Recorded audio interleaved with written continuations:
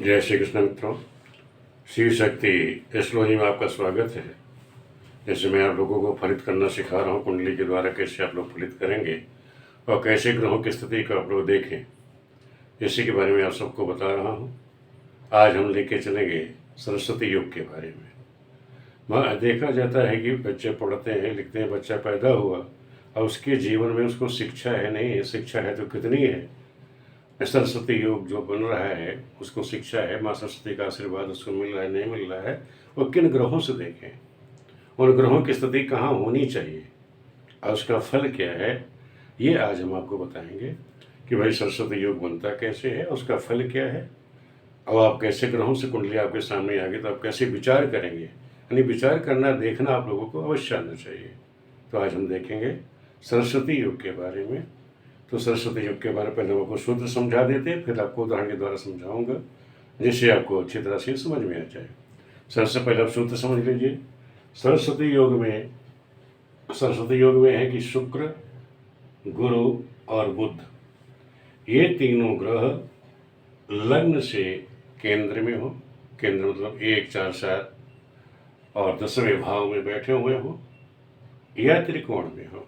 त्रिकोण यानी पंचम नवम भाव में बैठा हो या द्वितीय भाव वाणी का होता है, या द्वितीय भाव में हो तो। और दूसरा ये भी शर्त है कि जो बृहस्पति है वो उच्च राशि में हो, अपनी राशि में बैठा हो, मित्र राशि में बैठा हो, तो सरस्वती योग बनता है। ये जो क्या सरस्वती योग बनता, बड़ा समझ लीजिए कि यदि शुक्र, गुरु और बुध तीनों ही लग्न से केंद्र में बैठे हों, इसका विचार आप लग्न से भी कर सकते हैं, उसे चंद्र कुंडली से, सूर्य कुंडली से भी कर लेना चाहिए। आप लोग चाहो तो तीनों कुंडली से भी इसका विचार कर सकते हैं। लग्न और सूर्य और चंद्र कुंडली से भी आप इसका विचार कर सकते हैं। विशेष करके लग्न से शुक्र, गुरु, बुध तीनों लग्न से केंद्र में हो, यानी 1, 4, 7, 10 में बैठा हो या त्रिकोण में बैठा हो, 5वें में बैठा हो या द्वितीय भाव में बैठे हों। ये तीनों ग्रह एक साथ, या तीनों ग्रह अलग अलग भी बैठ सकती हैं, केंद्र में बैठ जाए, वाणी में बैठ जाए, कोई जरूरी नहीं कि तीनों ग्रह एक साथ ही एक ही भाव में बैठी हों। अगर वो एक ग्रह लग्न में बैठी है, एक दशम में बैठी है, एक द्वितीय भाव में बैठी है, तब भी सरस्वती योग बन जाएगा। ये तीनों ग्रहों की जो स्थिति होनी चाहिए केंद्र में, त्रिकोण और द्वितीय में होना अनिवार्य है।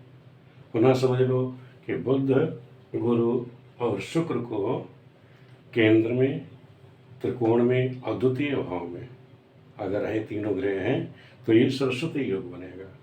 और जिसकी कुंडली में सरस्वती योग होगा और जो जातक होगा बुद्धिमान होगा, ज्ञानी होगा, गणितज्ञ होगा, अलंकार शास्त्र में कुशल होगा, कवि बनेगा, शास्त्रज्ञ होगा, शास्त्र को जानने वाला प्रसिद्ध है, यशस्वी बनेगा, धन धन्य से पूर्ण होगा, धनी बच्चा होगा, स्त्री पुत्रों से युक्त होगा, भाग्यवान भाग्यशाली बच्चा होगा और राज्य से सम्मानित होगा। इस प्रकार इसका फल है। अब मैं आपको कुंडली के द्वारा समझाता हूँ कि आप लोग कुंडली में कैसे देखेंगे ये सरस्वती योग है। एक कुंडली हमने ली है स्वामी रामकृष्ण परमहंस की और दूसरी एक लिखी है रविंद्रनाथ टैगोर की। दोनों को आप जानते ही हैं, दोनों प्रसिद्ध आदमी हैं। और अब देखते हैं इन दोनों की कुंडली के अनुसार कैसे ये लोग इस तरह से ये सरस्वती योग इनकी कुंडली में है कि नहीं है, उससे हम आपको बताते हैं। देखो, क्योंकि रामकृष्ण परमहंस की कुंडली कुंभ लग्न की कुंडली है, लग्न में ही सूर्य चंद्र बुध बैठा हुआ है और द्वितीय भाव में शुक्र जो है मीन राशि का, उच्च राशि का होकर के बैठा हुआ है। चतुर्थ भाव में राहु है, पंचम में बृहस्पति है, नवम भाव में शनि है, दशम में केतु है और द्वादश भाव में मंगल बैठा हुआ है। अब हम विचार करते हैं सरस्वती योग के बारे में। सरस्वती योग के बारे में मैंने से बताया कि शुक्र, गुरु और बुध को हमको देखना है। अगर बुध केंद्र या त्रिकोण में बैठा हो तो बुध देखो यहाँ कहाँ बैठा हुआ, केंद्र में बैठा हुआ है। ये दोनों ग्रह, एक ग्रह केंद्र में बैठी हो या त्रिकोण में बैठी हो। बुध हो गया, शुक्र कहाँ बैठा है, द्वितीय भाव में उच्च का होकर के बैठा हुआ है। बृहस्पति त्रिकोण में बैठा है। सूत्र भी हमारा यही कहता है कि यदि गुरु, शुक्र और बुध केंद्र त्रिकोण या द्वितीय भाव में बैठे हों तो सरस्वती योग होता है। यानी कि ये स्वामी रामकृष्ण परमहंस की कुंडली में हमने क्या देखा कि ये तीनों ही ग्रह, बुध केंद्र में बैठा हुआ है तो बृहस्पति केंद्र त्रिकोण में बैठा हुआ है और शुक्र जा करके द्वितीय भाव में बैठ गया, तो कहने मतलब यहाँ सरस्वती योग बन गया। दूसरी कुंडली आप देख लीजिए रविन्द्रनाथ टैगोर जी की, इस कुंडली में क्या ऐसा योग है? तो हम देखते हैं कोई ग्रह, पहले हम क्या देखें केंद्र में, हमने देखा केंद्र में रविन्द्रनाथ टैगोर जी की कुंडली जो केंद्र है, केंद्र में न बुध है न शुक्र है और न बृहस्पति, केंद्र में ये तीनों ग्रह नहीं है। फिर हम देखते हैं बुध गुरु शुक्र क्या त्रिकोण में बैठे हैं, तो यहाँ बृहस्पति जो है उच्च का होकर के त्रिकोण में बैठा हुआ। अब देखते हैं बुध गुरु तो आ गया, अब बुध शुक्र की क्या स्थिति है? बुध शुक्र दोनों ही वाणी द्वितीय भाव में बैठे हुए हैं। तो अब ध्यान रखो कि जब ग्रह इस तरह का योग जो बनाता है तो शुक्र वाणी में बैठ जाता है तो शुक्र बुद्धिमान है, तो सरल भाषा मीठी भाषा बनाने वाला बुद्धिमान बनाएगा ही। और सूर्य बुद्ध बैठ गए हैं, जैसे कवि बने, रविन्द्रनाथ टैगोर जी कवि रहे, तो कवि बनने के लिए राहु की दृष्टि भी रही वहाँ, तो कवि तो स्पष्टवादी होता ही है, तो राहु की दृष्टि पड़ रही तो स्पष्टवादी बना ही देता है। तो इस तरह का योग अगर सेकंड हाउस में बन रहे हैं, दो ग्रहों का योग बन रहा है, तो आदमी जाता है कवि बन जाता है। और यहाँ देखा आपने कि यहाँ जो शनि है, देखो शनि क्या है, नवम भाव होता है धर्म का, धर्म के भाव में देखो शनि उच्च का होकर के बैठा है। अब किसी की कुंडली में अगर शनि जो है, जो शनि अध्यात्म का कारक है, उच्च का होकर के बैठ गया, तो उच्च ये क्या बना देगा? एक अध्ययन, यानी जो ज्ञान होगा वो गूढ़ ज्ञान देता है। शनि हमेशा गूढ़ ज्ञान देता है, तो ये ध्यान रखो, यहाँ शनि जो है गूढ़ ज्ञान देगा। यहाँ भी शनि क्या है, शनि की दृष्टि कहाँ पड़ रही है? अष्टम पे पड़ रही है। यहाँ शनि जब दृष्टि अष्टम पे पड़ेगी तो यहाँ भी ये गूढ़ ज्ञान देगा, यहाँ भी शनि की उच्च दृष्टि पड़ रही है। तो ये जो गूढ़ ज्ञान है, अध्यात्म ज्ञान कौन देता है? शनि। अगर इनकी दृष्टि अष्टम में पड़ जाए या नवम से इनका संबंध हो जाता है, तो ऐसे देखा गया है कि ऐसे लोग जो होते हैं गूढ़ ज्ञानी होते हैं, तत्व ज्ञान को जानने वाले होते हैं। तो हमने इस तरह से देखा। और यहाँ भी देख लीजिए बृहस्पति की दृष्टि भी कहाँ है? धर्म भाव में पड़ रही है। यहाँ बृहस्पति की स्थिति देखो, उच्च का होकर के धर्म भाव में पड़ रहा है, तो दोनों ही धार्मिक हुए। ऐसा नहीं खाली ये सरस्वती योग बन गया ज्ञानी हुए। ज्ञानी किस तरह के हुए?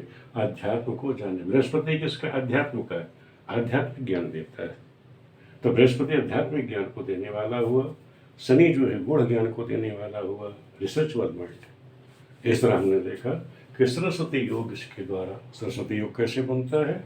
और जो ग्रह अगर बृहस्पति पड़ जाए, शुक्र पड़ जाते हैं, और कहीं अगर बृहस्पति बुध बैठ जाता है, कॉमर्शियल माइंड बना देगा। शुक्र है भौतिकवादी शिक्षा दे देता है। इस तरह का सरस्वती योग बनाता है। इसकी चर्चा हम बाद में करेंगे कि कौन सी ग्रह अगर इस तरह का योग बनाती है, सरस्वती योग है, और किन किन ग्रहों की दृष्टि भाग्य में पड़ रही है, वो कैसा बनाएंगे उनके भविष्य को, उसके बारे में बाद में चर्चा करेंगे। आज इतनी चर्चा काफ़ी थी कि सरस्वती योग हम देखें कैसे। सरस्वती योग में हम क्या देख रहे हैं? तीन ग्रहों को विशेष, बुध गुरु और शुक्र। अगर ये तीनों ग्रह केंद्र में हो, त्रिकोण में हो, या द्वितीय भाव में बैठे हो, तो ये जो है सरस्वती योग बनाता है। तीनों ग्रह एक साथ ही बैठ गए, त्रिकोण में बैठ जाए या केंद्र में बैठ जाए, द्वितीय भाव बैठ जाए, तब तो बनेगा ही बनेगा। ये तीनों अगर अलग अलग भी बैठ जाती है, जैसे स्वामी कृष्ण परमहंस की अलग अलग भी बैठ जाती हैं, तब भी ये जो है माँ सरस्वती का योग बनाते हैं। इस तरह के जो लोग होते हैं ज्ञानी होंगे, बुद्धिमान होंगे, अलंकार गणितज्ञ होते हैं, अलंकार शास्त्र में कुशल होंगे, और कवि बनते हैं, शास्त्रज्ञ होते हैं, प्रसिद्ध होंगे। अब देखो जैसे बृहस्पति, मैंने बताया था बृहस्पति, यहाँ बृहस्पति देखो वाणी पक्ष में है, शुक्र चुका है, बृहस्पति है, तो यहाँ तक उनको क्या बनाया? ज्ञानी, बुद्धिमान ज्ञानी बना दिया। और यहाँ देखो मंगल बैठा था, राहु की दशा, वहाँ सेकंड हाउस राहु है, तो वहाँ जो वाणी है कड़वा बोलने वाला, अग्नितत्व बोलने वाला। इसलिए कवि जो बने, कवियों की भाषा आपने देखी होगी, वो हमेशा कड़वा बोलता है, तीखा बोलता है, आग बोलता है, स्पष्टवादी होता है। उसका कारण क्या होता है कि वहाँ जो मंगल है, मंगल जिस तरह का है, मंगल अपना पराक्रम दिखाएगा, बोलेगा ही, कड़वा बोलेगा ही, उस तरह की वाणी बना देता है। तो ज्ञानी हो जाता है, गणितज्ञ बनता है। अगर बुद्ध है, अब यह ध्यान रखो, जैसे यहाँ पे बुद्ध था बैठा, इसी तरह बुद्ध यहाँ उच्च का हो जाए। किसी को बुद्ध की राशि बैठी हो तो ऐसे बच्चे गणितज्ञ भी बनते हैं। गणित में पंचम में बैठा हो बुद्ध, यहाँ बैठा हो, तब भी वो गणितज्ञ इस तरह से बनते हैं। शास्त्रज्ञ बनेंगे, धनी बनेंगे, स्त्री पुत्रों से युक्त भाग्यवान और सम्मानित होंगे। ये मैंने आपको बता दिया। वीडियो आप लोगों को कैसी लगी? अगर आप लोगों को समझ में नहीं आ रही है तो आप लोग पुनः कमेंट कर दीजिएगा। मैं आप लोगों को जो योग के बारे में है उसको मैं पुनः समझा दूंगा।